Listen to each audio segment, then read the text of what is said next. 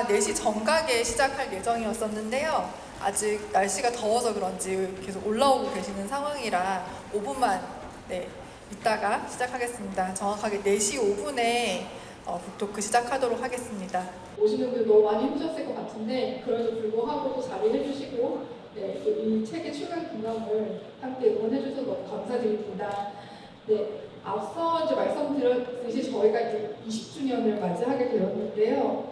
지난 20년을 어떻게 또 성찰하고 다음 20년을 어떻게 맞이할까 고민을 하다가 쉽게 사라지는 것 말고 좀 저희한테 오래 남을 수 있게 무엇인가를 하다가 두 권의 책을 준비하게 되었습니다. 첫 번째 책이 여기 지금 나와 있었던 것처럼 결국 위적 인간을 위한 20개의 대화사전, 뒤쪽에 보시면 이학교 패스천 이렇게 두 권의 책을 준비를 하게 되었습니다.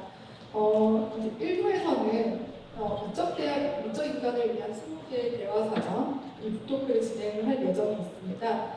간단하게 이제 소개를 드리자면은 진흥원의 사실 나이만큼 아르데 365 진흥원이 이제 발간하는 웹진이 있는데요.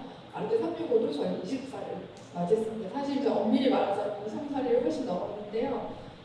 그만큼 20년을 지금 준비해오면서 주요하게 꼽혔던 10개 이슈를 중심으로 저희 20명의 대담자분들이 같이 이야기하면서 만든 책입니다. 그 중에 네 분의 이제 패널들과 한 분의 이제 모더레이터분을 모시고 우리 북토크를 진행을 하게 되었고요. 오늘 함께 해주실 분들을 소개해드리도록 하겠습니다. 문화평론가 고영직 선생님께서 저희 진행을 맡아주실 거고요. 문화예술 교육예술대 필산 정원철 대표님께서 함께 해주실 예정입니다. 더불어 경기대학교 창의공과대학 건축학과 이영범 교수님께서 함께 자리해 주실 예정이고요. 아티스트 커뮤니티 크리나맨 김현주 대표님께서도 함께 해주실 예정입니다. 그리고 도시 야생보호구역 안진나 디렉터님까지 해서 총 5분을 모시고 이번 북토크를 시작하도록 하겠습니다. 그럼 자리해 주시고 감사드리겠습니다.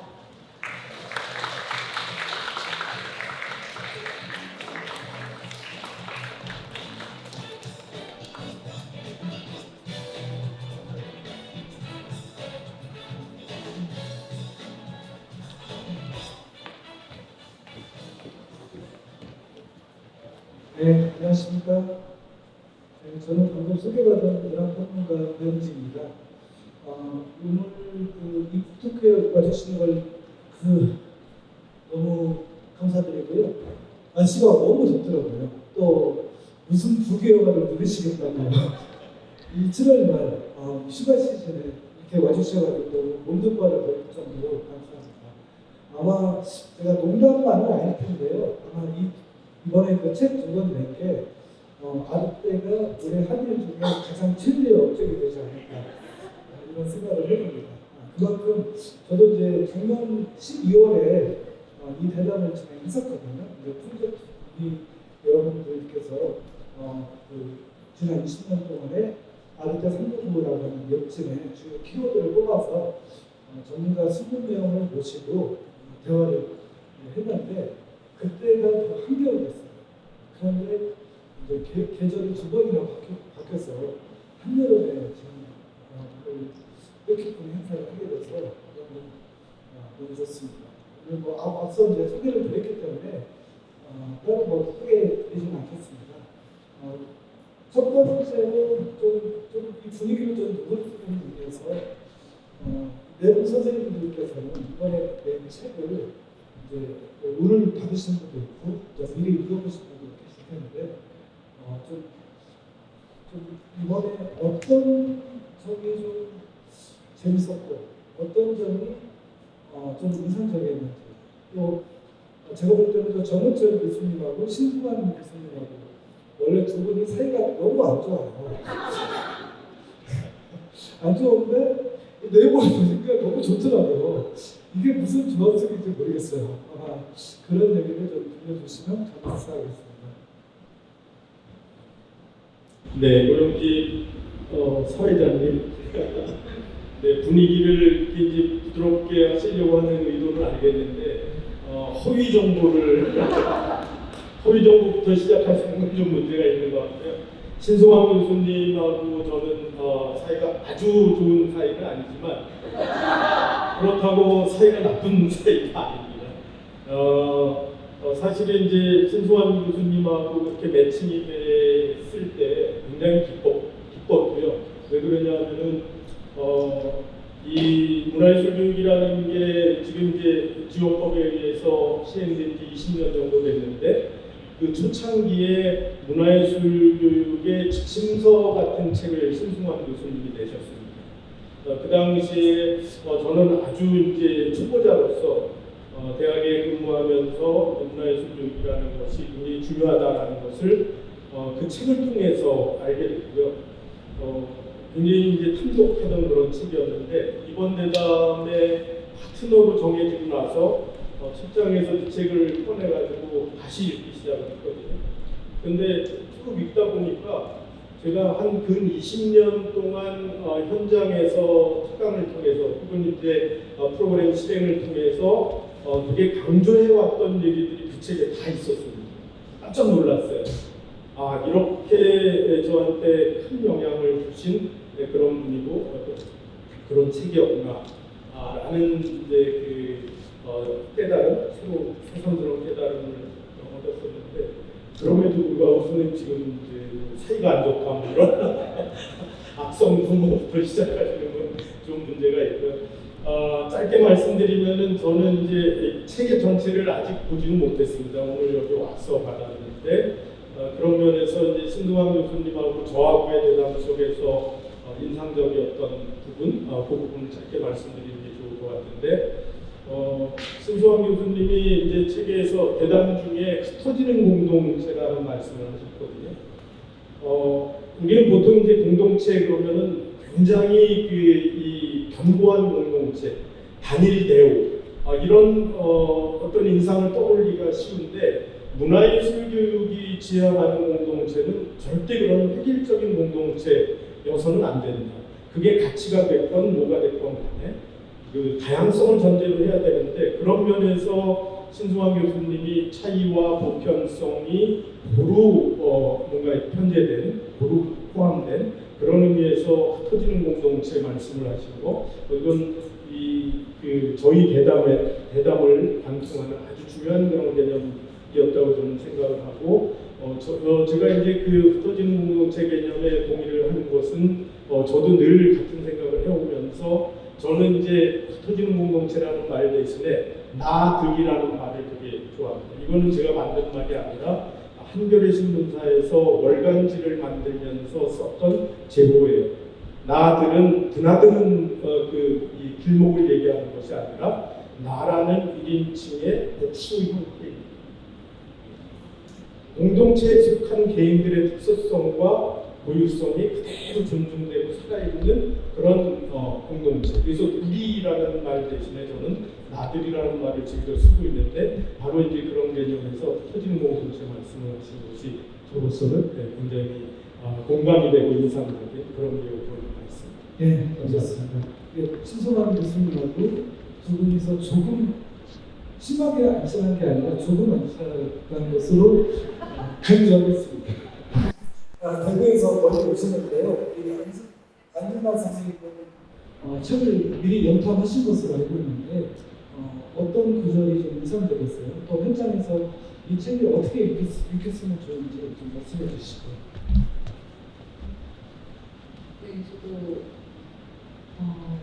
KTX 타고 오면서 열심히 분들의 방문만 못 읽긴 했는데요.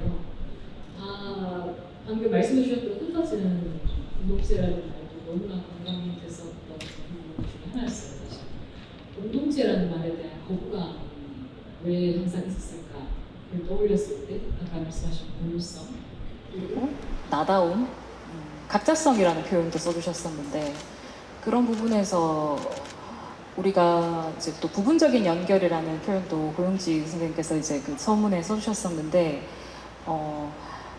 어떻게 우리가 우리일 수 있는가라고 하는 거에서 본질적인 우리라고 하는 존재는 어떤 존재인가를 계속 질문하고 드러나지 않는 것들을 드러나게끔 하고 하는 것들이 결국 예술이고 문화라고 하는 그 관통하는 모든 대화에 참여하신 분들의 이야기가 굉장히 공감이 됐었고, 특히 또 김현주 선생님께서 말씀하셨던 그 매개자, 지역에서 매개자의 역할과 실험이 계속 지속 가능할 수 있게끔 하는 데 있어서 현실적인 현장에서의 어떤 부닥치는 어떤 한계성과 그것을 극복하기 위한 과정들, 이런 부분들도 굉장히 인상적이었었던 것 같습니다. 네. 네, 너무 이제 그 스포를 하면 안 되기 때문에 예, 이 정도로 하고요. 우리 이영범 교수님은 이 책을 좀 어떻게 보셨는지, 또 그 저는 이영범 교수님하고 같이 대담했던 그 경산에서 보물섬 운영하시는 분, 그분을 한번 만나고 싶은 게 독자로서 그런 충동이 생기는데요. 좀 그때 대담 분위기라든가 좀 얘기해 주시면 감사하겠습니다. 네, 사실은 그 보물섬이라고 하는 이제 그 경상북도 경산시의 원도심에 있는 공간인데요. 거기 미술중심공간이라는 앞에 타이틀이 붙어 있고, 이거를 이제 운영하시는 분이 최성규 작가님이셨는데, 저도 사실은 뭐 이제 대단의 기획이 되고, 제 파트너가 이제 최성규 작가님이랑 알고, 그리고 또 공간을 중심으로 뭔가 해야 되는 그런 이제 상황 속에서 사실은 이야기를 하다 보니까 이 보물섬이라는 공간을 저도 처음 이제 알게 됐지만은 오히려 이제 보물섬이 속해 있는 경산시라는 것도 사실은 그 지역의 어떤 상황 같은 것도 처음 알게 됐었고, 또 대담을 통해서 사실은 경산시의 책의 내용이 조금 언급되어 그랬는지, 아마 인터넷이나 이런 걸 좀 찾아보시면 알겠지만은 경산시에 코발트 광산이라고 하는 곳이 좀 있어요. 그 장소적 맥락에서 보면. 그래서 거기서 또 다른 어떤 학살이나 이런 것들이 감춰져 있던 역사에 그런 어떤 진실들이 감춰져 있고 은폐되어 있고, 그리고 또 왜곡되어 있고, 그래서 이 보물섬이라는 공간을 통해서 뭔가 이렇게 시민들하고 함께 그런 문화 예술이라는 것, 예술 교육이라는 것들이 시민들의 어떤 시민력들을 조금 더 일깨우고, 그리고 그런 시민력들이 결국은 또 다른 문화예술을 통해서 하나의 어떤 저항, 시대에 대한 어떤 저항, 이런 것들을 시민 스스로 그런 부분들을 이렇게 체험할 수 있고, 또 그걸 통해서 또 다른 목소리를, 그 시대에서의 어떤 목소리들을 좀 낼 수 있었다라는 부분들, 이런 것들이 사실은 이제 지역에서 사회적 거점으로서의 보물섬이라는 공간이 갖는 굉장히 큰 의미가 아니었나라는 생각이 좀 들고요.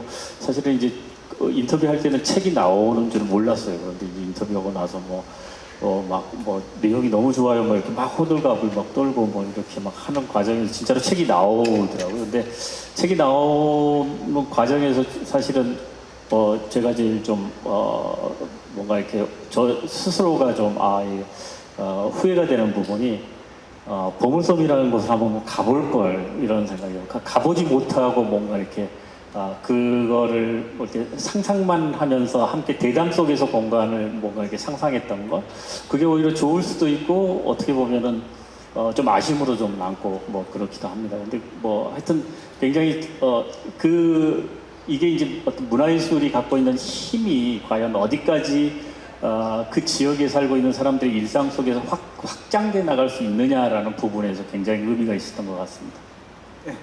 네, 이영범 교수님은 올해 숙제로 보물섬을 가정부 한번 꼭 하시길 바라겠습니다. 네, 김현주 선생님, 저는 김현주 선생님 편을 읽어보고 어록들이 곳곳에 사금파리처럼 박혀 있더라고요. 좀 얘기해 주시죠. 과찬이시고요. 저는 대담 당시에 그 서지 선생님이랑 같이 대화를 나눴는데, 이게 좋은 대화는 그 좋은 대화 자체가 일종의 하나의 배움터가 된다라는 생각이 들 정도로 저는 굉장히 좋은 파트너를 만났었어요. 그래서 이제 그 대화 자체가 좋을 수밖에 없었던 거는, 이제 서재 선생님 지금 이 자리에 안 계시지만 그 제가 하는 이야기들을 너무너무 경청해 주시고, 처음 만나서 사실은 제가 생각보다 좀 낯을 가리는 편인데 너무 편안하게 이야기를 이렇게 좀 품어주시는 어떤 그런 느낌을 받을 수 있었거든요. 그래서 굉장히 내공이 있는 분이다라는 어떤 그런 느낌을 받았고, 그리고 이후에 이제 그 책으로 이렇게 정리된 글들을 보니까 와, 제가 정말 앞뒤 없이 어수선하게 했던 말들을 이 글들을 정리하시느라고 얼마나 애쓰셨을까. 저는 뒤에서 이렇게 애써주신 분들한테 그냥 이 자리를 빌어 굉장히 좀 감사하다라는 말 전하고 싶습니다. 예, 낯을 가리는 줄은 몰랐는데요. 예. 예, 뭐 그런 것으로 간주하겠습니다. 예, 그러면 자연스럽게 본격적인 이제 그 대화로 할 건데요. 아까도 이제 대화라는 말씀하셨습니다만, 저는 최고의 공부는 어떤 분야에 잘 알고 있는 사람을 만나서 깊이 있는 대화를 나누는 게 최고의 공부라고 생각합니다.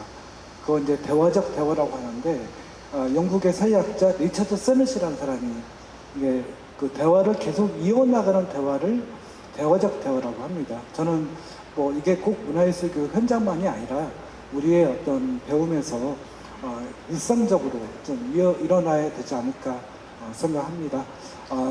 자연스럽게 그러면 지역에 대한 이슈로 좀 넘어갈까 싶은데요.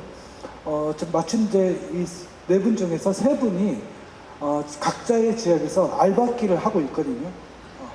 대구 북성로, 또 경기도 양평, 또 경기도 의정부 알바끼를 하고 있는 세 분이 또 참여하셔서 좀 그 지역에 대한 실정이나 뭐 기쁨과 슬픔 이런 얘기를 해주시면 감사하겠습니다. 가장 멀리서 오신 우리 안진나 선생님부터 해주시기 바랍니다. 네. 제가 정말 낯을 많이 가리고 내사용적이라서 말을 좀 잘 못하는 점 이해 부탁드리면서 일단 대구 북성로라는 곳을 혹시 가보신 분 계신가요? 네, 한 분 오셨습니다. 네. 정근성 작가님. 대구 북성로라는 곳은 이제 서울에는 청계천 많이들 가보셨죠. 청계천에 가면 그런 이야기 한다고 하던데, 여기서는 뭐 도면만 있으면 미사일도 만든다. 북성로는 도면만 있으면 탱크도 만든다는 곳입니다. 그 도심지 한가운데 동성로라고 하는 곳을 많이들 아실 것 같은데, 거기서 이제 딱 길만 건너면 있는 산업공고거리로 알려진 곳이고요. 도심 한가운데 지금도 약 1000여 개 정도 공업소, 공구상들이 밀집해 있는 대구의 첫 번째 공업지역 같은 곳입니다. 그리고 그 이전부터 역사적으로도 뭐 대구 읍성이 있던 성곽이 일제시대 때 이제 길이 나면서 허물어지고 일제강점기 때 가장 번화한 거리였고, 그런 식으로 굉장히 다양한 시간의 켜가 쌓여있는 매력적인 공간인데, 굉장히 이제 도심지 안에서 쇠퇴하고 있는 상황에서 한 15년 전쯤 고장난 삼각대를 들고 AS 센터에서 이제 이거는 고칠 수가 없고 새로 사는 게 낫다라고 하는 그 수리원의 말에 분개해서 이걸 어떻게 하지? 하고 카메라 삼각대를 들고 어떤 볼트집에 갔다가 그 사장님께서 한번 손으로 슥 만지시더니 그 좁고 긴 가게 안에 들어가셔서 꺼내오신 그 볼트 하나로 고쳐주셨을 때 제가 이제 북성로라고 하는 지역과 만나는 사건이 이제 그때 있었던 것 같고, 그때 이후로 제 안에 이제 생겨나는 여러 가지 질문들이 지금까지 저를 이끌어왔던 것 같아요. 그래서 이제 그곳에서 저는 인류학을 전공을 했는데요. 지역 문화를 이제 조사하고 아카이빙하고 기획하고, 현재는 업사이클링 밴드에서 PVC 파이프 피아노도 연주하고 있습니다. 그리고 북성로에 있는 기술 장애인분들의 어떤 기술 생태계, 이런 이제 기술 문화 유산을 잘 다음 세대와 연결할 수 있는 해석과 컨텐츠화 작업들, 뭐 축제도 진행을 했었고, 또 기술예술융합소 모루라는 공간을 현재 대구 중구청과 함께 운영을 하고 있기도 합니다. 그런 가운데 기쁨과 슬픔에 대해서 말씀을 하셨는데 어떻게 이루 말할 수 있을까 지금 막막합니다. 그래도 뭐 최근에 다행히 이제 그 대선이라고 하는 큰 이제 레이스를 위해서 저희의 시장님께서 자리에서 이제 벗어나 주셔서 저희가 조금 이제 숨통이 트인 상황이고요. 그리고 어쨌든 처음에는 지역에서 저는 예술을 출발점으로 삼진 않았었던 것 같아요.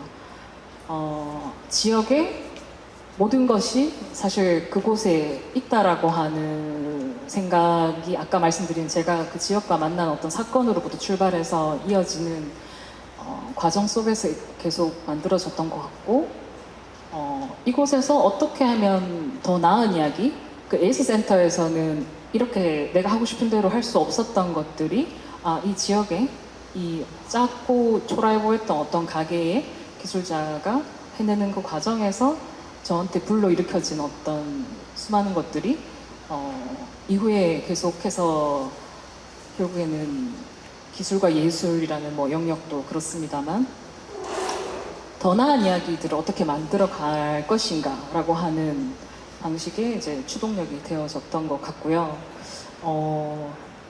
네. 슬픔과 기쁨은 사실 한 면이라고 생각을 합니다. 그래서 예, 그 자세한 내용은 그 책을 참조하시기 바라겠습니다. 너무 스포를 하면 책이 안 팔려요. 저는 우리 안진단 선생님께서 대담 중에 그 맨 마지막에 공구를 잘 다루는 멋진 할머니가 되고 싶다. 이 말씀하신 게 되게 인상적이었어요. 그 세뿔바다라는 칠레의 작가가 연애소설 읽는 노인이라는 책도 썼긴 했습니다만 나이가 들어도 그냥 상투적으로 늙어가지 않고 뭔가 새로운 일에 사람이 확 바뀌는 건 아니지 않습니까? 조금 달라지는 어떤 그런 삶을 모색하시는 게 지금의 어떤 지금 말씀하신 게 간증이잖아요. 간증에 나타나는 것 같습니다. 저 의정부에서 또 오랫동안 그 활동해오신 우리 김현주 선생님 부탁합니다. 네, 안진남 선생님께서 앞에서 이렇게 이야기를 해주셔가지고 속으로 그럼 저도 얘기하기 전에 여기 혹시 의정부에서 오신 분 계신가요? 라고 질문을 해야겠다라는 생각을 했습니다. 혹시 계신가요? 안 계시는군요. 경산에서도 왔는데. 네. 제가 알박기를 한 곳은 그 경기도 의정부시에 빼뻘이라는 마을이에요. 아마 혹시 아시는 분들도 계시고 또 이제 모르시는 분들이 대다수일 텐데 그 의정부와 서울의 경계 끝에 이렇게 이제 존재하는 곳입니다. 뺑이라는 어떤 그런 풀이 있었대요. 그런데 이 뺑대라는 풀들이 일제 강점기 때까지 있었었는데 일제 강점기에 그 일본 분들이 이제 주둔을 하고 그 다음에 일본 분들이 주둔하고 광복 이후에는 이제 떠나잖아요, 이들이. 그 자리에 이제 다시 미군들이 주둔하면서 자연스럽게 기촌이 형성된 곳이거든요. 그곳에 이제 예술공간 송산반점 그리고 빼뻘 보관소라는 이제 두 개의 이름을 갖고 알박기를 이제 지금 잘하는지 못하는지는 잘 모르겠지만 그렇게 이제 예술 활동을 하고 있습니다. 기쁘거나 이제 슬픈 일, 저는 이제 사실 굉장히 대답하기 곤란한 질문이기도 한데 그냥 끊임없이 뭐 즐거우면은 계속 즐거운 일들이 너무 끊임이 없는 장소이기도 하고 그리고 또 이제 슬픈 일들도 또 끊임없이 매일매일 이렇게 이제 가득한 곳인 것 같아요.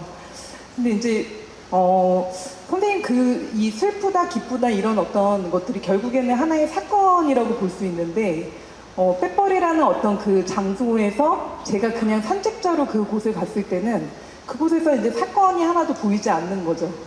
그런데 이제 이 슬프고 기쁘고 뭐 이런 여러 가지 이제 그 복합적인 감정들을 느끼게 된 거는 이 거점 공간이라는 그 예술 공간 알박기를 시작하면서부터 더 분명하게 이제 사건들 때문에 기쁘고 슬프고 이런 일들에 이제 휘말려서 살고 있는 것 같습니다.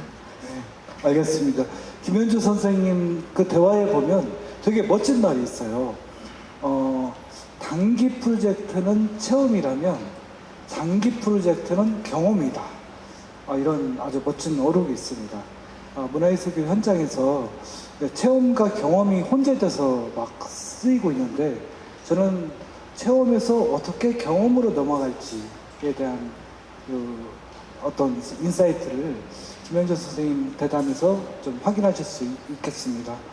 또 제 옆에 있는 우리 정원철 선생님은 또 몇 년 전에 학교 선생님도 때려치고 정년을 몇 년 남겨놓고 때려쳤잖아요. 때려치고 경기도 양평에서 칼상 공방이라고 하는 이제 판화 공방을 운영하시는데 무슨 마음으로 이렇게 하시는지 또 뭔가 좀 재밌는 일도 있을 것 같지만 괴로운 일도 있을 것 같은데요. 네. 고영직 선생님한테 제가 배운 것 중에 하나가 좀 전에 말씀하셨지만 학교를 그만둘 때는 때려친다고 표현을 해야 된다. 네, 그래서 저는 정년 퇴직을 5년 남기고 일찌감치 좀 때려쳤고요.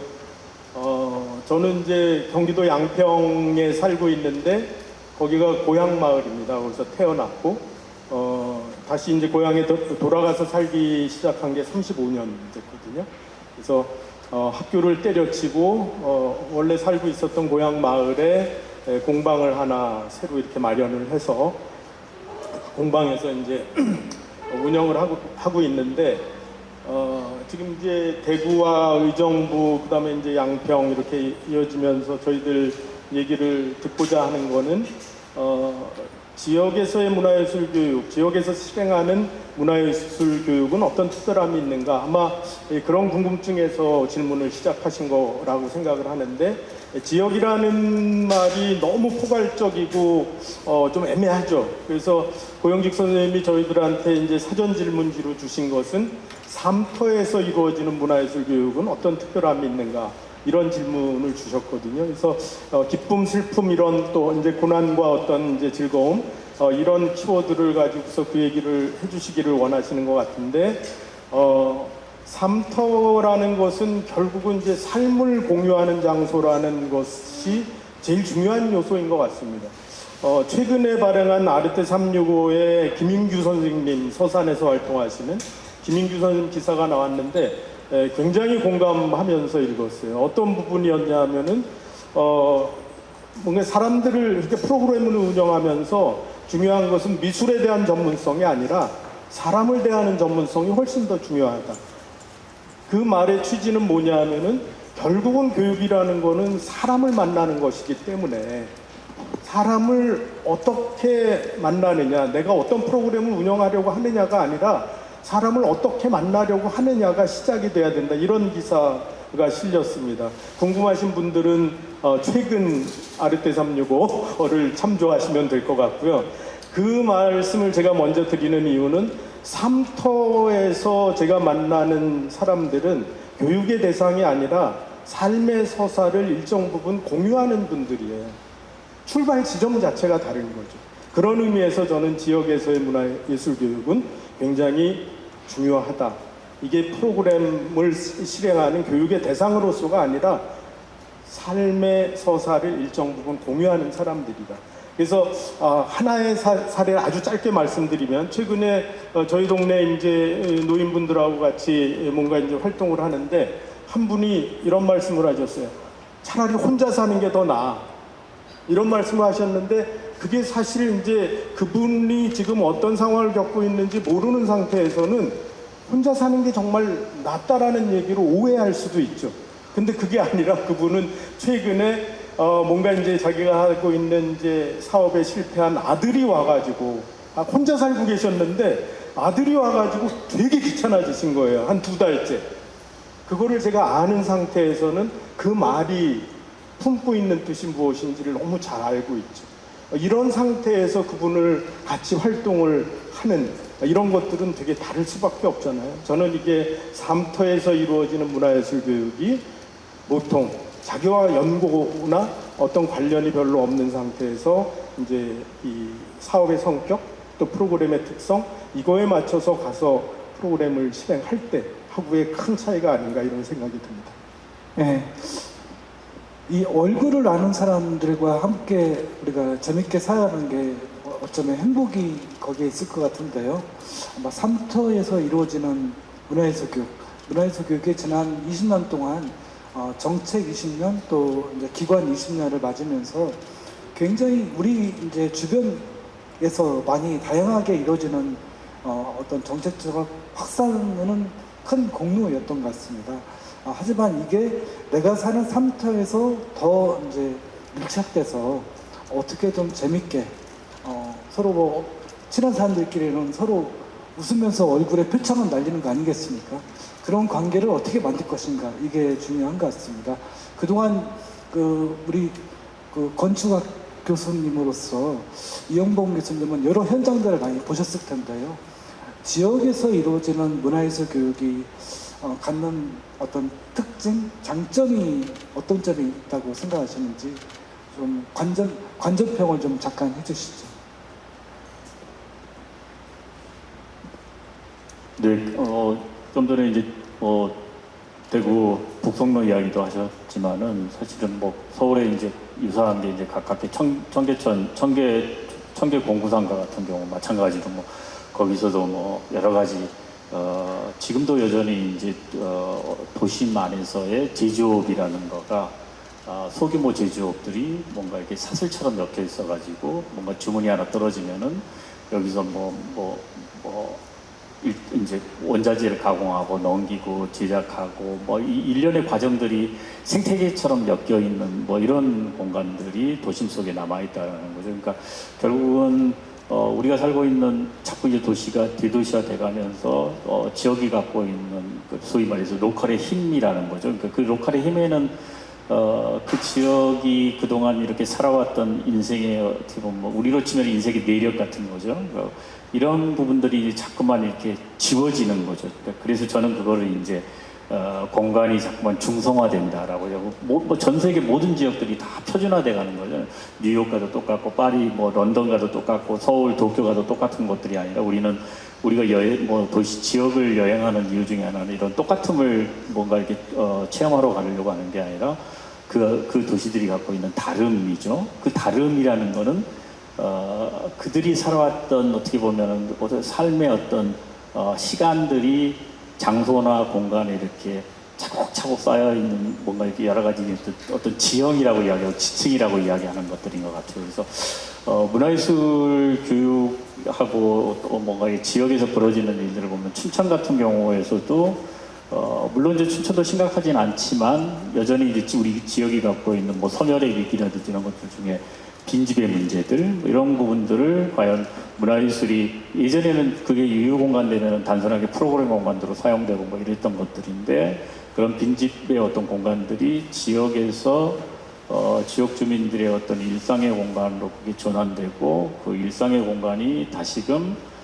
지역의 어떤 소멸의 위기 혹은 초고령화 사회에서 노인들만 살고 있는 그런 어떤 미래가 보이지 않는 어두운 그런 어떤 지역의 현실들 안에서 지금 그분들이 살아가는 어떤 지금의 그 순간의 어떤 시간과 그 다음에 어떤 삶의 단면들이 적어도 그분들에게는 인생에서 이게 최고의 순간이다라는 걸 맛보게 해주는 거 이런 것들이 결국은 어떻게 보면은 제가 이제 이렇게 많은 사례들을 말씀을 드리지 않더라도 그래서 지역에서 어떤 희망을 발견한 거 아닌가. 문화예술 교육이 결국 공간하고 결합되면서 지역의 어떤 가능성들을 끊임없이 뭔가 일궈내려고 하는 것들, 여전히 뭔가 이렇게 위험과 또 다른 어떻게 보면은 위기 같은 것들은 여전히 도사리고 있는 것 같긴 하지만 적어도 우리가 그런 희망들을 지역에서 곳곳에서 그걸 싹트려고 하는 분들, 그 문화예술의 현장에 계신 분들이 또 그분들하고 함께하는 어떤 지역에서의 어떤 다양한 어떤 삶에서 살아가는 사람들의 어떤 일상들이 결합돼가지고 그런 것들이 펼쳐지고 있다는 것들이 어떻게 보면 큰 위안을 받았던 것 같습니다. 네, 교수님 말씀 중에 굉장히 재미있는 표현이 나왔습니다. 공간이 중성화된다. 이 표현은 오늘의 또 현재 스코어 월요 1위로 올라갑니다. 뭔가 표준화되고 규격화되고 균질화되는 어떤 현상에 대한 예리한 비판이신 것 같습니다. 여하튼 더 많이 내가 사는 삼터에서 좀 인기척이 더 많아져야 되고 좀 우리가 사는 사회가 지금 유럽의 문제라든가 되게 심각한 문제들이 많거든요. 올해 2025년 1월달 통계청 조사에 따르면 자살자가 10,000명대를 돌파를 했습니다. 이런 문화예술 교육이 그런 사회 문제를 모두 다 해결을 해야 된다는 것은 아니지만 예방적 사회 정책의 의미로서 저는 충분히 그런 역할들을 기꺼이 좀 감당해야 되는 것이 아닌가 생각이 듭니다. 바로 다음 의제와 방금 얘기한 지역 의제가 또 연결되는 주제에서 이번에는 우리 다시 이영돈 교수님께서 최근에 이 공간에 대한 중요성들이 많이 강조되고 있지 않습니까? 또 우리 그 보물섬 운영하시는 선생님과도 이렇게 대담을 하시면서 공간에 대한 또 전문가로서 여러 이제 이렇게 현장도 목격하시고 사례도 발견하시고 하신 것으로 압니다만 왜 문화예술 교육에서 공간이 왜 중요한지 그런 얘기를 좀 해주시면 감사하겠습니다. 예, 이게 사실 굉장히 이렇게 앞에 이렇게 여러 가지 맥락이 좀 있다가 공간이 뭐냐 이렇게 이렇게 이야기하는 게 굉장히 쉬운데 사실은 공간에 대한 이야기를 이런 그 맥락 없이 하려다 보니까 굉장히 사실은 또 와가지고도 분명히 질문에 대해서 뭔가 어떻게 여기 계신 분들하고 함께 고개를 끄덕이고 공감할 수 있는 내용들을 그 다음에 또 굉장히 전문적으로 이야기하지 않고 함께 맞아 그렇지 이런 어떤 맞장구를 칠 수 있는 이야기들이 뭐가 있을까 여러 가지 이제 고민들을 많이 했었어요. 근데 두서없이 일단 좀 이야기를 길게 하지 않고 짧게 한다면 아까 이제 자살률도 이야기 나왔고 했는데 제가 한 3년 반 정도 세종에서 이제 공공기관에 이제 이렇게 있다가 다시 학교로 복직을 했는데요. 세종이 우리나라에서 국민들한테 가장 이렇게 살기 좋은 행복도가 가장 만족도가 가장 높은 도시로 이제 조사를 해보면 세종시가 나와요. 그런데 청소년 자살률이 전국에서 제일 높습니다. 전국 평균, 이거 비공식적인 거예요. 세종시 교육청이 통해서 들었는데 전국 평균 청소년 자살률에 비하면 세종시가 2~3배 정도 이상 높습니다. 그래서 이제 제가 이게 도대체 왜 그럴까? 세종이 가장 대한민국에서 삶의 만족도가 가장 높은 도시인데 왜 청소년 자살률이 가장 높지? 또 제가 있었던 공공기관에 이제 박사님 같은 경우에 들었던 이야기가 서울에 있다가 이제 그 연구원에 내려왔는데 딸이 둘인데 그 중에 이제 중학생인 딸이 어느 날 자기한테 그러더래요. 엄마 우리 여기 세종 내려와서 한 거 너무 고맙다고. 왜 그랬더니 세종이 너무 깨끗하고 뭐가 반듯반듯하고 저녁에도 안전하고 하여튼 그런 이야기를 듣다가 이제 청소년 자살률을 이렇게 들어가봐요. 그래서 이제 제 나름대로의 뭔가 이렇게 도대체 원인이 어디 있을까라는 것 중에 하나가 뭐냐면 세종이 이제 저치원도 있고 이제 원래 이제 세종 행복도시가 있는데 여기 아마도 좀 대표적인 이유가 제가 2가지 정도를 저는 개인적으로 꼽는데 첫 번째가 뭐냐면은 B급 문화예술 공간 같은 것들이 뭔가 이렇게 도시가 깨끗하고 제도화된 공간들이 있다 보니까 소위 말해서 문화예술 교육과 문화예술과 관련된 공간들이 소위 말해서 잡다하고 잡스럽고 그런 거 있잖아요. 이런 공간들이 거의 없어요. 그래서 그게 아마 어떻게 보면은 청소년들의 어떤 물론 이제 거기에는 그 여러 가지 공공기관이나 정부 부처의 공무원들이나 한 고학력의 어떤 부모들을 둔 데서 오는 여러 가지 공부에 대한 스트레스도 있겠지만은 아마 그런 것들을 해서 그러니까 소위 말해서 피난처 도망가고 싶은 이런 공간들의 어떤 부재 이런 거가 이제 첫 번째 원인이 아닐까 이런 생각도 좀 해봤어요. 그 다음에 두 번째는 소위 말해서 반문화가 별로 없어요. 세종이. 그러니까 우리가 알고 있는 홍대 앞이라든지 성수동이라든지 이런 것들 보면은 뭔가 이렇게 반문화라는 게 있잖아요. 그런데 뭔가 이렇게 이 도시가 굉장히 윤리적이다라는 거죠. 그것도 어떻게 보면 또 다른 한편에서 보면은 청소년들한테 이게 뭔가 이렇게 비행을 저지를 수 있는 것 이게 꼭 나쁜 것만은 아니다라는 생각이 좀 들어요. 그래서 반문화라는 어떤 뭔가 이렇게 숨어서 뭘 하고 싶어 하는 욕망을 뭔가 이렇게 받아줄 수 있는 공간들이 없다라는 거죠. 그러니까 아마 이거는 세종만의 문제가 아닌 것 같아요. 전국에 있는 모든 도시들이 청소년들이 갖고 있는 어떤 욕망들을 그거를 자꾸만 제도화해내고 기성세대의 틀에서 그것들을 담아내려고 하니까 결국은 거기에 대한 극단적인 어떤 거부 같은 게 있으니까 아무리 많은 우리가 청소년 문화 공간을 제공해도 결국은 그것들이 청소년들하고 자꾸만 공간은 자꾸 양적인 어떤 확대는 계속되고 있지만은 실질적으로 그 관계망들은 전혀 만들어지고 있지 않다라는 생각이 좀 들었어요. 그래서 이게 이제 공간이라는 걸 정의한다라는 게 굉장히 어려운 문제일 수도 있지만은 저는 이제 여러분 잘 아시는 알랭드 보통 같은 경우에 뭐 인생학교 뭐 이렇게 운영을 해서 아마 여러분들 아실 거예요. 책으로도 나왔고. 근데 우리가 통상 말하는 학교라는 거는 특정한 어떤 장소라는 거죠. 근데 인생학교라고 하면 뭔가 이렇게 물리적으로 어떤 정해진 어떤 우리가 알고 있는 어떤 특정한 장소로서의 어떤 그런 학교가 아니라 그냥 런던에서 시작할 때 내가 살고 있는 동네 카페가 그냥 누군가에게 내가 잘 모르는 식사해법을 좀 배우고 온다든지 데이트하게 되면은 뭐 여자 앞에서 얼굴이 빨개지고 막 손이 잔을 손이 덜덜덜 떨리고 뭔가 이렇게 말을 더듬고 이런 것들을 누군가가 나한테 뭔가 해줄 수 있는 그런 어떤 내가 일상적인 어떤 삶의 공간들이 인생학교가 될 수 있다라는 거, 뭐 이런 측면에서 보면은 공간은 어떻게 보면 삶의 다양한 어떤 관계들, 그 다음에 내가 갖고 있는 고민들을 받아주고 또 그것들에 대해서 뭔가 위안이 되지기도 하고 또 다른 앞에서 힘이 되어주는 이런 것들. 그러니까 어떻게 보면은 공간이 하나의 우리들의 어떤 삶을 담아내는 컨텐츠로 전환될 수 있는 거 이런 것들이 어떻게 보면 시설이나 장소가 조금 다른 거 아닌가. 그리고 문화예술에서의 어떤 공간이라고 하면은 저는 이제 크게 보면 두 가지 이렇게 길게 말해도 되나요? 네, 좀 나중에 좀 말씀. 예, 알겠습니다. 여기까지만 하겠습니다. 예, 하여튼 내가 사는 도시에 숨 쉴 틈이 있는가?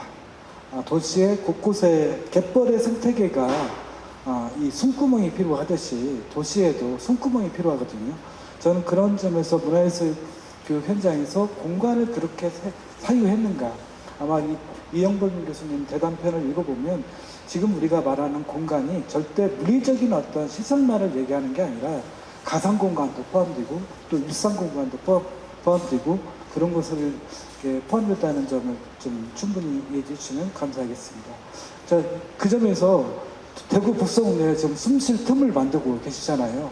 우리 안진나 선생님이. 지금 이게 최선입니까? 지금 뭐 하고 있는 게. 네. 지금도 일 연락이 오네요. 글쎄요. 질문이 뭐였죠? 죄송합니다. 지금 어떤 활동을 하시냐고요? 어떤 활동을 하고 있는지. 글쎄요.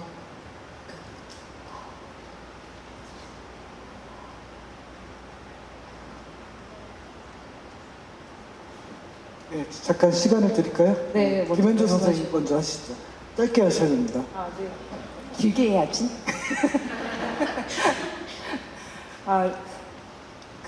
지금 사실 그 빼뻘이라는 그 마을에는 정말 그 빈집들도 많고 그리고 거의 폐허처럼 이렇게 남겨진 그런 장소들도 굉장히 좀 많거든요. 예술이라는 게 이제 들어갔을 때 이 지역 안에서는 사실은 그 장소를 뭔가 아름답게 보인다거나 아니면 뭔가 이렇게 그 지역에 살고 있는 사람들, 그러니까 그 삼터에서 원하는 것들을 제공하는 사람들이 아니라 어쩌면 약간 갈등을 일으키는 사람들인 것 같기도 해요.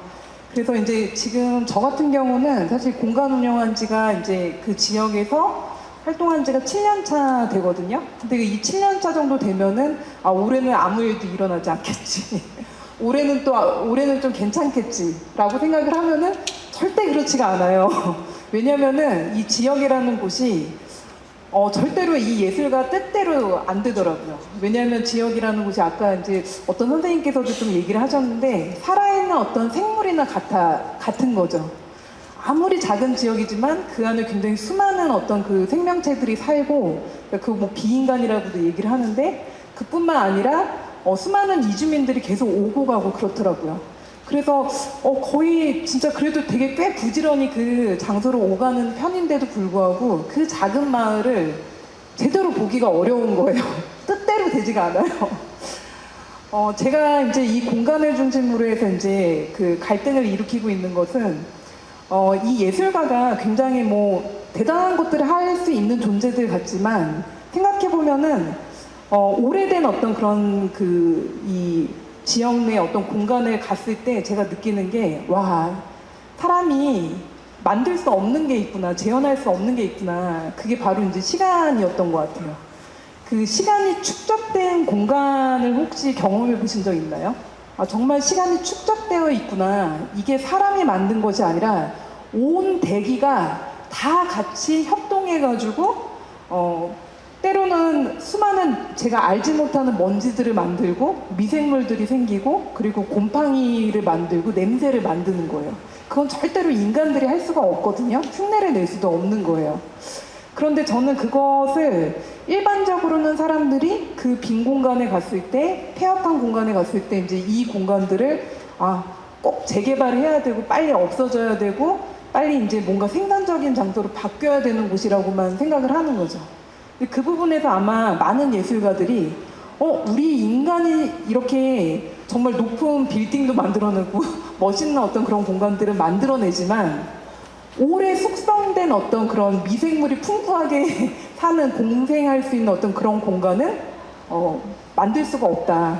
그냥 이렇게 부셔버리면 이제 끝장인 거예요. 그 공간들을 저는 굉장히 좀 귀하게 바라보고 그 공간이 일종의 어떤 삼터 안에서 다른 어떤 삼터로서 기능을 할 수 있다라고 저는 생각을 하는데 이때 그 삼터의 기능을 예술이 이렇게 매개할 때 그 공간이 정말 쓸모없는 장소가 아니라 그 시간을 보게 예술을 통해서 시간을 매개해 줄 수 있는 특별한 장소가 되더라고요. 그런 그 지역에서 그만할까요? 네. 제가 시간에 막 쫓겨가지고 좀 이해해 주세요. 이영범 교수님 대담에도 그런 편이 재밌는 편이 나와요. 이 공간의 장소와 이런 얘기 나오거든요. 이제 스페이스와 플레이스는 전혀 다르잖아요. 근데 그런 점에서 어떻게 이 추상적인 공간이 아니라 어떻게 중성적인 공간이 아니라 내 삶과 시간이 들인 어떤 플레이스로 장소로서 바뀔 것인가 이런 차원에서 지금 정원철 선생님이 양평에서 열심히 하시는 것으로 알고 있어요. 지금 이 주제에 대해서 좀 의견을 좀 덧붙여 주시면 감사하겠습니다.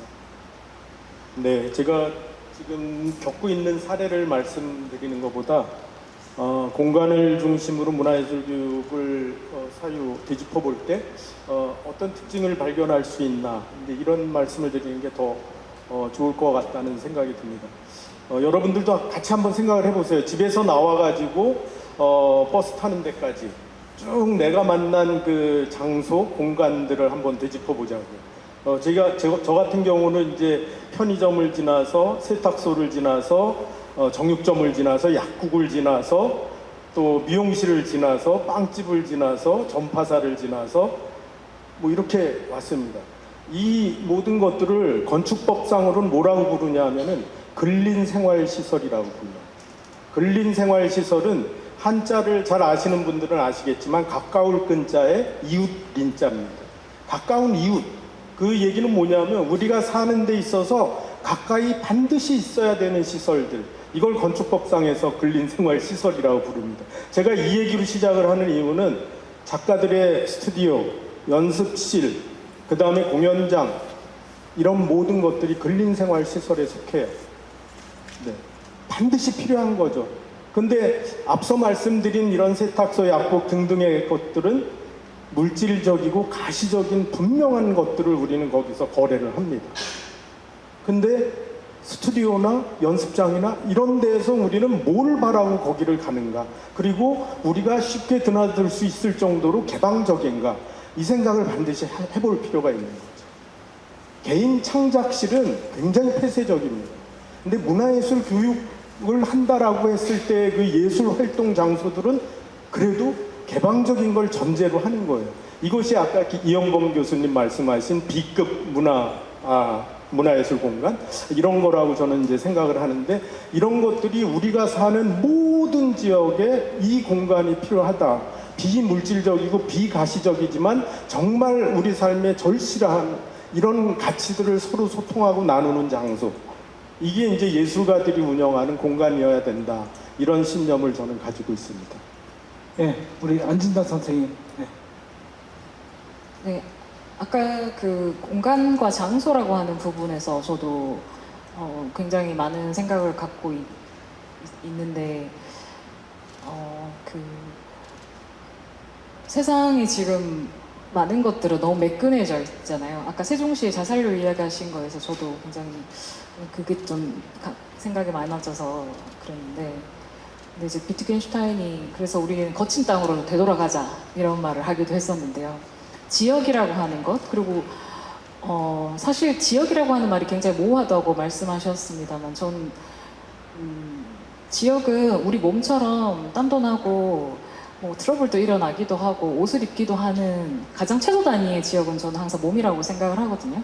거기서 출발하는 것들이 지역이고, 지금 우리가 경험하는 많은 이 도시의 공간들은 너무 매끈한 채로 있어서 우리가 정말 깃들 수 있는, 숨 쉴 수 있는 공간이 없다라는 거에 너무 공감을 하는데요. 그런 것들을 드러내기 위한 작업들을 계속 하고 있는 편인 것 같습니다. 그래서 비인간 동물에 대해서도 말씀하셨습니다만, 도시에서 결국에는 우리가 이 지역적인 감수성을 어떻게 그러면은 공명하는 방식으로 우리가 이렇게 느낄 수 있을까? 아니면 감수성 어떻게 키워갈 수 있을까? 라고 하는 부분에서 그 책에서도 나오는 표현인데, 언러닝의 방식으로 이것들을 우리가 같이 뭔가 연결해 나갈 수 있는, 응답할 수 있는 능력을 키우는 그 훈련이 결국에 지역적인 단위에서 출발을 해야 된다라고 생각이 들고요. 가장 그래서 많이 하는 것은 항상 함께 걷기입니다. 항상 함께 골목, 그리고 좀 나를 닮은 것들을 찾아서 이제 떠나는 거죠. 뭐 좀 버려진 거, 저는 이제 뭐 잊혀진 거, 이렇게 숨겨진 거, 뭐 이런 거 좋아하는데요. 폐허 좋아하고. 근데 그런 곳으로 향하게 되는 그 과정에서 누군가와 이제 나의 경험을 함께 공유하는 것들이 결국에 문화예술 교육적인 측면에서 저희가 하고 있는 일인 것 같습니다. 너무 추상적으로 말씀드려서 죄송합니다. 네, 지난 이제 코로나 3년을 겪으면서 저도 이제 공간, 이 장소에 대한 좀 생각을 했었는데요. 제가 이제 새로운 말을 하나 만들어냈는데, 인문 대피스라는 말 만들었어요. 근데 이 말이 꽤 많이 퍼지지 못했어요. 저주받은 이제 걸작이 되어버린 셈인데요. 저는 아까 이제 이영범 교수님이나 정호철 교수님이 말씀해 주신 게 이제 그 죽어버린 인문 대피소라는 말이 떠올랐어요. 내가 사는 지역이 좀 더 안전하고 또 안녕할 수 있고 또 안심할 수 있는 이런 공간이 필요한데, 이게 문화예술 교육이 어떤 당장의 시설물을 만드는 그런 역할은 하지 않잖아요. 이 바이브를 만드는 것, 분위기를 만드는 게 중요하고, 또 저는 지역은 또 당신의 캔버스가 아니다라고 하는 이제 칼럼도 쓴 적이 있는데요. 내가 사는 지역을 굉장히 넓게 그물을 치지 말고 골목 하나, 어떤 게 좀 더 좁게 칠 필요가 있다라고 하는 말을 이 내부 서서히 말씀드리면서 좀 들었습니다. 좀 자연스럽게 시간이 생각보다 90분이 되게 짧은데요. 네.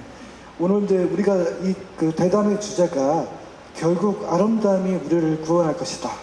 이거 되게 인서빌리티 하죠. 네. 여기 제가 서문에 쓴 마지막 문장을 가지고 제가 막 들이밀었어요. 하자고. 뭔가 이 구절에 이제 오늘의 어떤 그 토픽에, 오늘 대담의 주제를 나타낸다고 할 수 있는데요. 도대체 이 문화예술 교육 20년, 그러면 문화예술 교육이 있기 전, 없을 때는 우리가 예술적인 삶을 살지 않은 건 아니지 않습니까? 그렇지 않습니까? 그런 점에서 볼 때, 우리 그 정원철 교수님께서 먼저, 이 문화예술 교육이 대체 뭡니까? 네. 이 마이크에도 써있네요. 결국 아름다움이 우리를 구원할 것이다. 네, 무슨 이제 이 종교 집회의 구호 같은 그런 느낌이 살짝 들기는 하지만, 뭐 옆에 고영직 선생님이 밀어붙이셨다고 하니까 네, 그대로 수용하면서 아름다움이 그러니까 우리의 삶을 구원할 수 있는 아름다움이라는 것의 특성은 저는 결국은 다양성이라고 봅니다. 이재명 대통령이 취임하고 나서 되게 여러 번 제가 들은 얘기가 공직자의 1시간은 5,200만 시간이다. 여러분들도 들어보신 적 있을 겁니다.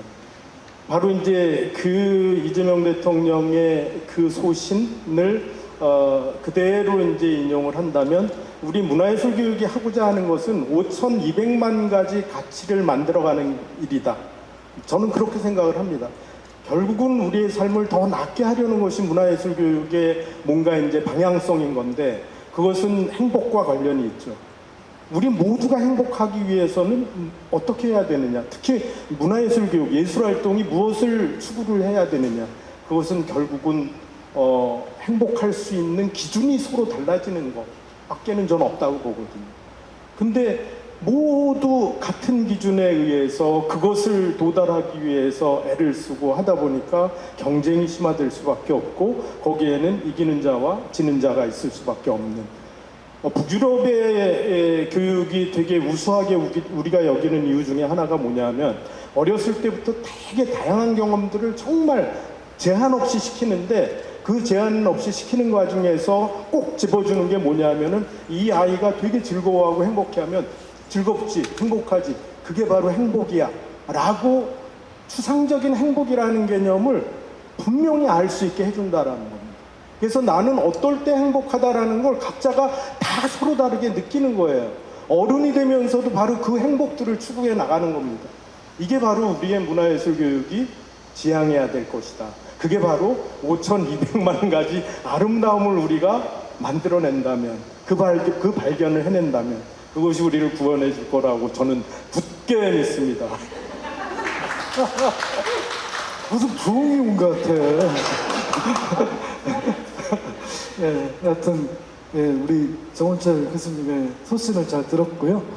우리 김현주 선생님 또 어떻게 생각하시는지 이 문화예술 교육이 도대체 어떤 닌겐을 좀 만들어내려고 하는 겁니까 우리가? 그 얼마 전에 그 서울에 있는 좋은 대학에 다니는 사회복지학과 학생이 빼버레 일부러 찾아온 적이 있습니다. 그런데 이 친구가 저한테 얘기하는 게 지금 그 자기랑 같이 학교에 다니는 친구들이 중산층 이상의 가정에서 성장했고 그리고 이들이 또 월등하게 이제 공부를 잘했고 경쟁에서 이제 지지 않고 그래서 이제 좋은 대학에 좋은 과를 들어왔는데 그런데 본인들이 너무 그 경제 공부만 했고 그리고 본인들이 살아온 어떤 그 삶터 자체가 어떻게 보면 정말 미생물이 같이 공존하기 어려운 예. 그러다 보니까 이제 사회복지라는 것은 그 다양한 어떤 그런 삶의 장소들 그리고 삶의 다양성들을 봐야 되는데 이분들이 그런 것들을 제대로 경험하지 못한 채로 이제 사회복지학과에 들어간 거예요.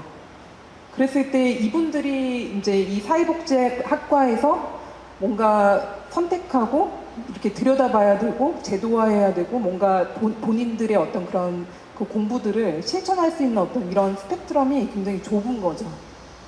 그래서 저는 이 분이랑 이제 이야기를 하면서 이 삶의 터전이 그러니까 이 지역의 어떤 그런 다양한 장소들이 배움터가 되어야 될 것 같다. 그러니까 학교에서 배우는 것이 아니라 이것이 비단 사회복지학과뿐만 아니라 문화예술 교육도 마찬가지로 안정된 어떤 그 공간 안에서 배우는 것이 아니라 우리의 삶의 장소, 그 다양성이 있는 그 장소로 가서 거기서 이제 교육을 받아야 된다라는 생각이 들었어요. 지금 우리가 있는 이 장소가 너무 저는 굉장히 좀 이상한 게 너무 시원한 거예요. 바깥은 상당히 덥잖아요. 예. 그러니까 그냥 이 안에 있으면은 바깥에서 일어나는 어떤 그런 뜨거움들을 전혀 감지하지 못한 상태로 사실 바깥을 감각하고 있는 거죠. 전혀 감각을 하지 못하고 있는 어떤 그런 상태인 거죠. 그래서 예술은 미실 안에 있으면 안 된다. 내가 알고 있는 곳에 있으면 안 되고 내가 모르는 곳으로 이동해서 경험해야 되고 그런 다양성들을 배워 나가야 된다는 어떤 그런 말을 하고 싶습니다. 네, 예전에 김현주 선생님 말씀 듣다 보니까 예전에 빅터 프랭클이라는 미국의 정신과 의사가 있죠. 이번이 죽음의 수용소에서 죽다 살아났는데 그 전에 죽은 죄수의 죄수복의 왼쪽 주머니에 성경 구절이 하나 있었던 거죠. 신약정서 어떤 구절이었는데 그 구절이 강제 수용소에서 이 사람을 살린 그 구절이었다고 나중에 증언을 한 게 떠올랐습니다. 저는 이제 전에 제가 아리 때 비상임 이사도 하면서 좀 우리나라 정책은 추진하는 데는 능한데 추구하는 바가 잘 보이지 않는 이런 얘기도 좀 한 적이 있습니다만 이런 문화예술국을 통해서 우리가 어떤 시민을 좀 길러내려고 하는지 이런 측면에서 우리 안진아 선생님 또 이영범 선생님께서 좀 말씀해 주시면 고맙겠습니다.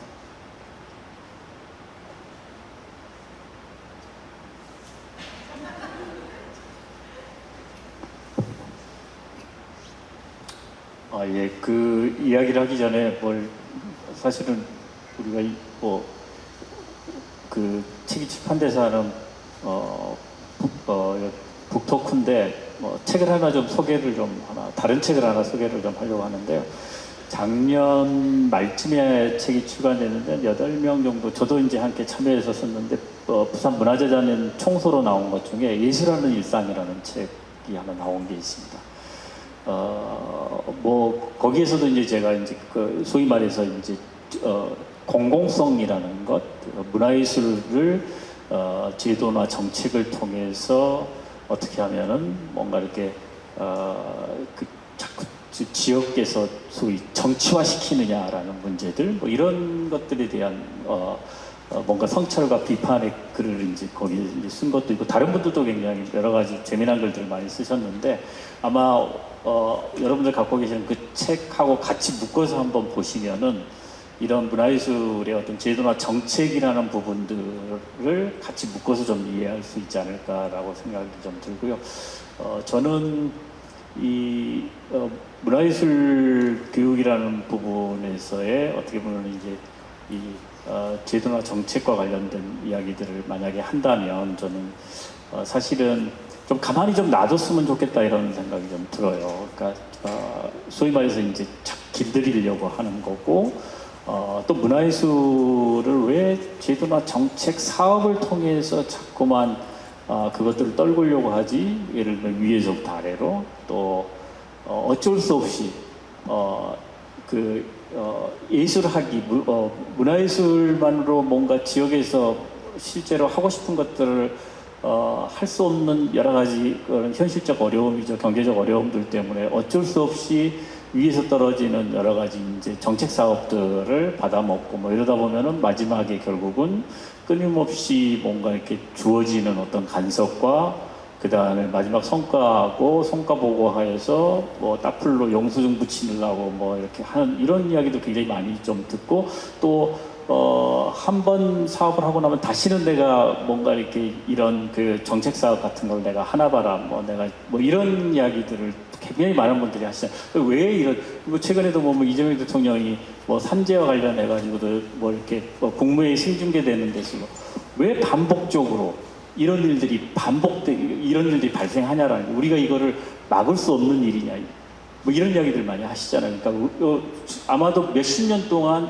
왜 우리는 끊임없이 문화예술을 길들이려고 그리고 혹은 문화예술이라는 것들이 갖고 있는 뭔가 이렇게 거칠고 야생 그다음에 자유로움 이런 것들을 자꾸만 뭔가 제도나 정책 안에서 이렇게 가두려고 하는 건지 아니면은 그냥 그 자유로움과 상상력과 그 거침을 존중하고 제도나 정책이 그걸 바깥쪽에서 이런 부분들을 어떻게 키워나가려고 하는 그런 노력들을 왜 하지 못할까?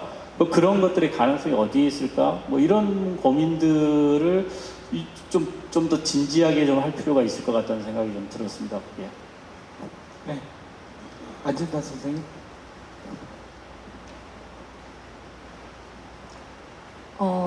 이전에 그 청년문화 정책과 관련해서 제안을 한 적이 있었는데, 지역 문화 청년들의 이제 지속 가능한 서식을 위한 방법에 대해서 이제 라운드 테이블이라든지 연구를 진행하면서 그때 떠올렸던 게 이제 만시간 지원이라고 하는 거였어요.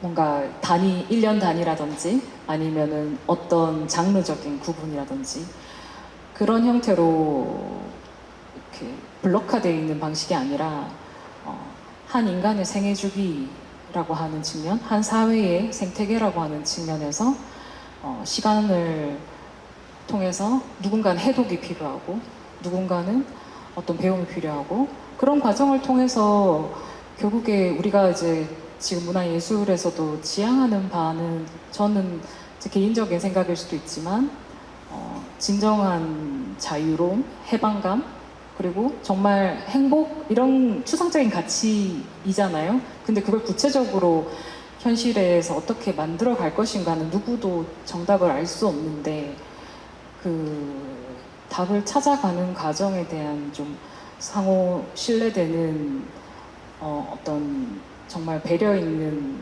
문화예술 정책, 교육 같은 게 정말 이렇게 현장과 이론이 계속 만나면서 제도가 같이 만나면서 좀 구체화됐으면 좋겠다라는 바람이 있고요. 그리고 그를 통해서 우리가 자유나 나의 어떤 행복만이 중요한 게 아니고 아까 이제 김현주 선생님께서 말씀하셨던 타자, 환경, 지금 뭐 기후위기도 그럴 거고 비인간 동물에 대해서도 그렇고요. 어떤 우리가 그들에게서 들려오는 것들, 보여지는 것들, 우리가 감각할 수 있는 감정들에 대해서, 감수성에 대해서 응답할 수 있는 능력이 이제 생길 수 있는지, 그런 책임감, 그 responsibility를 어떻게 우리가 함께 만들어 갈 수 있을까라고 하는 고민이 반드시 문화예술 교육이라고 하는 것이 결국에는 사회에서 하는 역할이 되지 않을까 저는 좀 그렇게 생각을 합니다. 네, 감사합니다. 제가 요즘에 몇 년 전부터 세계관 대신에 세계감이라는 말을 많이 썼거든요. 이 감이 이제 이 감수성 할 때 그 감자인데 방금 이제 안진나 선생님께서 말씀하신 그 부름에 응답할 줄 아는 인간. 저는 그게 이제 시민이기도 하고 또 이번에 이제 저도 대담에 참여하면서 이 모시실자를 써서 시민, 그냥 히티진의 시민만이 아니라 다른 사람을 모실 줄 아는 시민, 그런 인간이 좀 필요하겠다. 그게 제가 생각할 때 미적 인간이 아닌가 이렇게 얘기했더니 어떤 후배가 형 그건 미적 인간이 아니라 미적되는 인간이라고 해서 제가 아주 화를 낸 적이 있습니다. 예, 좀 시간에 많이 쫓겨서 좀 제가 섬세하게 한 분 한 분 말씀을 좀 제대로 충분히 시간을 드려야 되는데 그러지 못하는 점 좀 이해를 구하고요. 어느덧 이제 끝날 시간이 됐어요. 그래서 이 마지막으로 좀 같이 나누고 싶은 이야기는 지금 우리가 하루하루 시시각각으로 느끼고 있는 주제이기도 한데요. 이 인공지능 시대의 문제를 간과하지 않을 수 없을 것 같습니다. 지금 우리가 한여름에 땡볕의 시절을 보내고 있죠. 기후위기도 힘든데 인공지능의 시대까지 덮치면서 이 문화예술 교육 현장에서 이걸 어떻게 대응해야 될지 참 난망한 노릇이 아닐까 생각이 듭니다. 네 분 중에서 가장 공부를 잘하시는 분이 이용범 선생님 같아요. 또 말씀해 주시죠. 가르친다고 해서 꼭 공부를 많이 하는 건 아닌데 뭐 화두죠. 근데 두 불과 있는 것 같아요. 굉장히 친해지고 빨리 습득하려고 하고 뭐 지금 이제 여러 가지 GPT 뭐 이런 걸 유료화 써가지고 뭐 이렇게 또 다른 한 부류는 뭐 어차피 이거 뭐 지나가는 것들인데 뭐 이런 생각, 뭐 너무 호들갑 떠는 거 아니냐 뭐 이런, 그러니까 거기에는 뭔가 이렇게 좀 새로운 것들을 이렇게 빠져들어서 뭔가 그걸 통해서 뭘 이렇게 또 다른 어떤 체험의 즐거움을 느끼는 느끼는 거에 대한 거부감이나 혹은 게으름 같은 게 있는 거예요. 저는 개인적으로는 사실 후자에 속하는 인간인데요.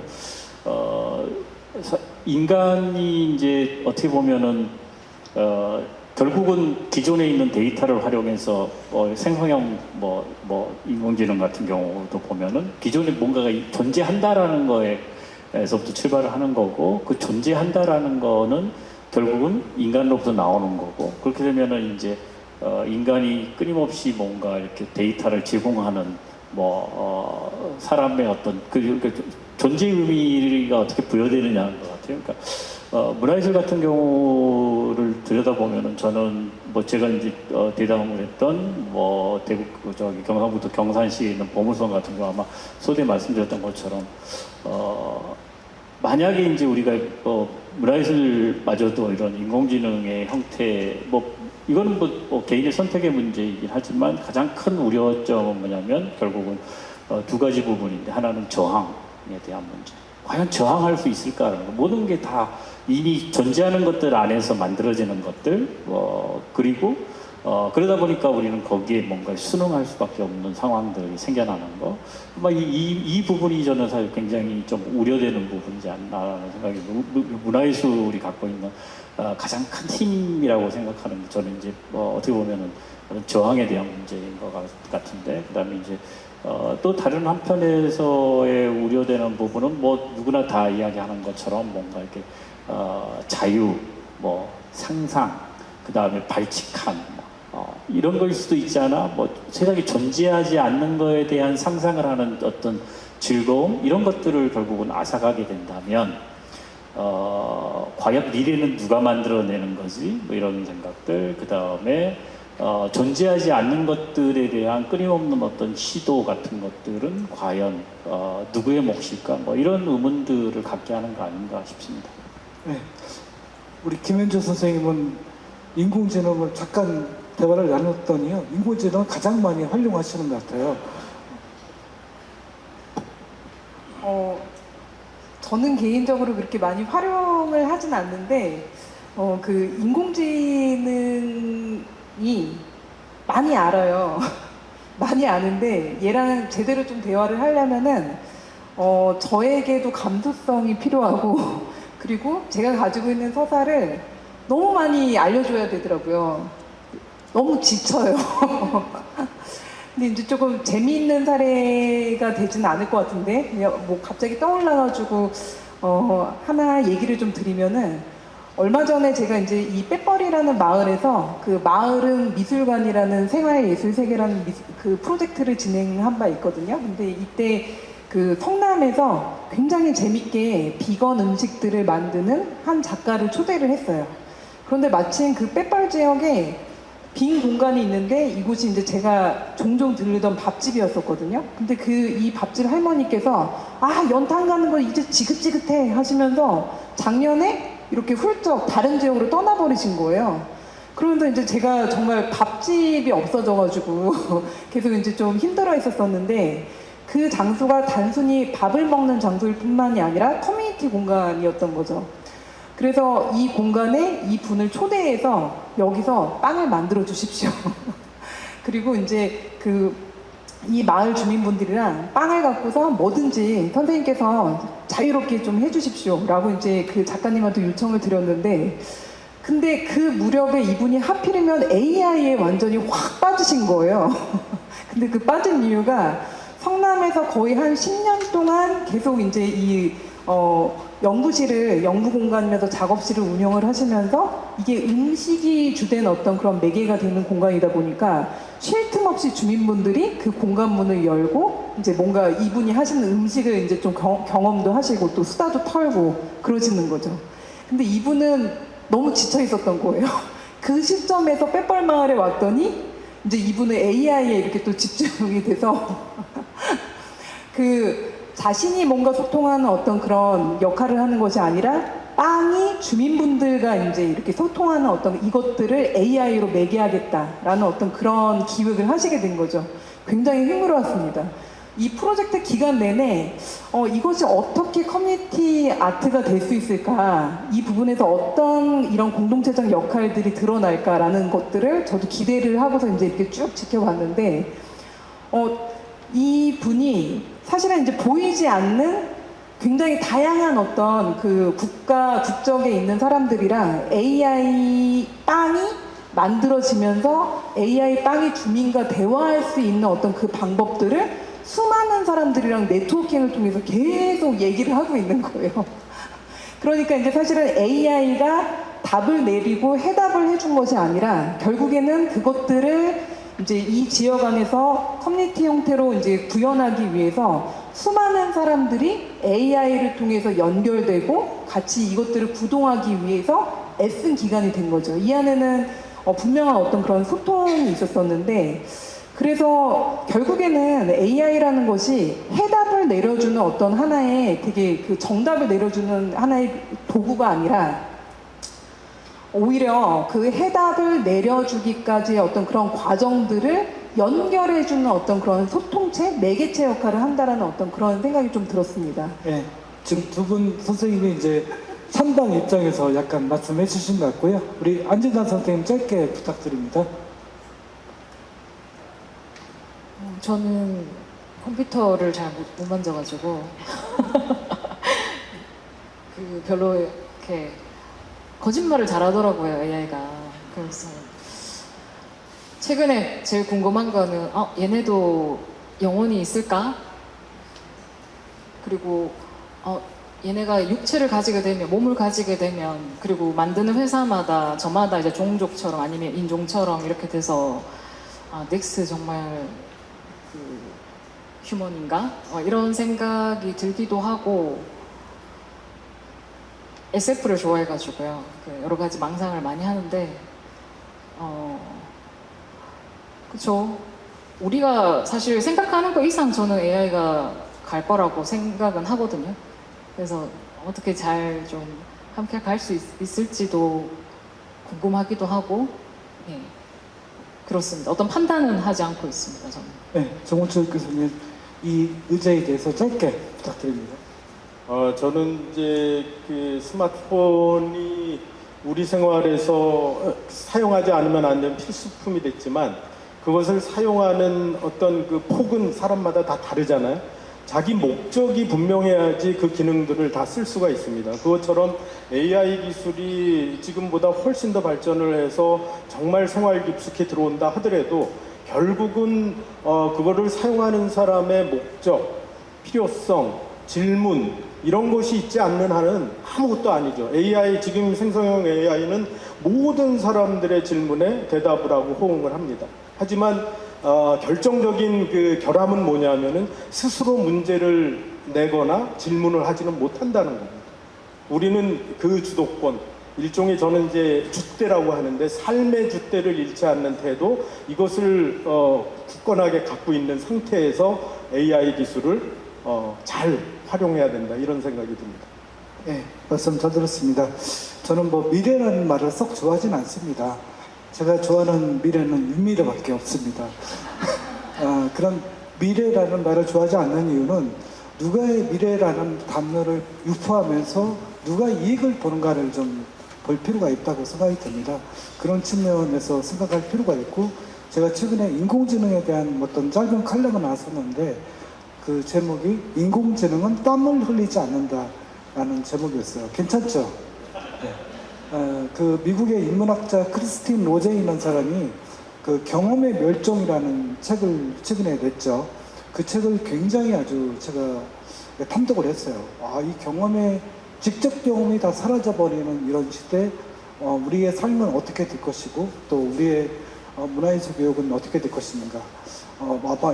예술대학의 커리큘럼이 다 달라질 것이고, 지금 현재 법과 제도 아마 상당히 바뀔 것이라고 저는 예측이 드는데요. 그럼에도 불구하고 방금 이제 정원철 교수님이 말씀하신 나다움, 인간의 인간됨은 쉽게 바뀌는 것은 아니라고 생각 또한 듭니다. 오늘 이제 장시간 동안 고생하셨는데요. 한 분 한 분 다 발언 기회를 마지막 드리지는 못할 것 같고, 가장 멀리서 오신 우리 안진나 선생님께서 대표로 한 2분 정도 아주 오늘의 소감 또 다짐, 이 책 판매를 어떻게 더 열심히 하겠다 이런 얘기를 좀 포부를 밝혀주시죠. 오늘 고영직 선생님께서 무조건 재밌게 해야 된다고 하셨는데 재미를 담당해 달라고 했는데 실패해서 죄송하고요. 책에 너무 좋은 이야기가 많아서 저도 그 대화들 중에 한 대화에 참여를 했을 뿐인데 아까 대화적 대화라는 표현 저도 굉장히 인상적이었었거든요. 책과 대화를 나누는 느낌으로 이 책을 읽을 수 있으실 것 같고 이 오래된 화두들이지만 너무나 중요한 화두이기 때문에 다시 우리가 이야기해 나가야 된다라고 하는 부분이 여러분들도 읽으시면 너무 공감이 되실 것 같습니다. 제가 악기를 가져와서 연주라도 하면서 이렇게 팔아야 되는데 그러지 못해서 죄송합니다. 네, 많이 읽어주십시오. 네, 함께 해주셔서 감사하고요. 저는 개인적으로 이제 독자의 입장에서 잠깐 말씀드리면 이번에 10개의 이제 주제를 가지고 나눈 대화 중에 김호식 선생님하고 김혜일 선생님이 나눈 대화가 제일 재밌었어요. 삶으로서의 문화예술 교육인데 이 정말 방대한 주제를 가지고 어떻게 두 분이 나눴는가를 보고 또 이것을 정리한 또 프로젝트 공리 여러분들이 엄청나게 애쓰셨겠다라는 생각도 들었는데 거기에 우리의 삶이 쉽게 달라지는 건 아니지 않습니까? 4,000년 전의 인간이나 지금의 인간이라 생각하는 패턴이나 행동하는 패턴이 크게 달라지진 않을 거예요. 그건 인공지능 시대라고 해도 마찬가지일 거라고 저는 생각합니다. 내 곁에 있는 그 사람들을 소중히 여기면서 내가 사는 지역과 삼터가 좀 더 좀 따뜻하고 좀 더 다정한 공동체로 바뀌는 데 있어서 선생님들의 어떤 역할이 크다고 생각하고요. 저는 사례라는 말을 좋아하지는 않습니다. 막 그 말을 할 때마다 사례 나올 것 같긴 합니다만 여기 계신 선생님 한 분 한 분이 각자의 사례를 잘 만들어 가는 것, 내가 발딛고 사는 현장에서 잘 만들어 가시길 기대하고 또 우리 같이 또 이렇게 함께 하면서 이 책을 탐독해 주시길 바라겠습니다. 고맙습니다.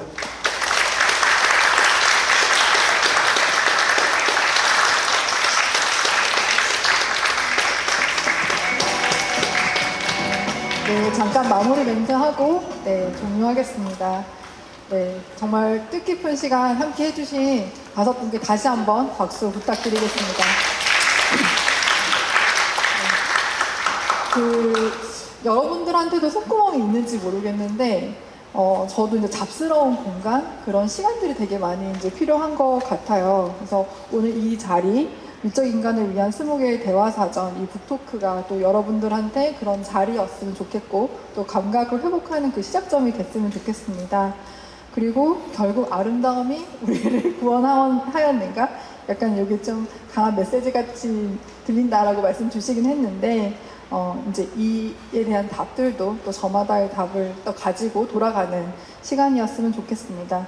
더 많은 이야기 나누고 싶긴 한데 아쉽게도 이렇게 마무리가 되어야 될 것 같고요. 잠시 후 오후 6시 30분에도 미라클 퀘스천 북토크가 이어서 진행될 예정입니다. 잠시 휴식 취하시고 2부에도 관심 있으신 분들은 많은 참석과 응원 부탁드리겠습니다. 오늘 함께 해주신 모든 분들께 다시 한번 감사의 마음을 전하고요. 조심히 귀가하시고 또 가능하신 분들은 2부에 뵙겠습니다. 감사합니다.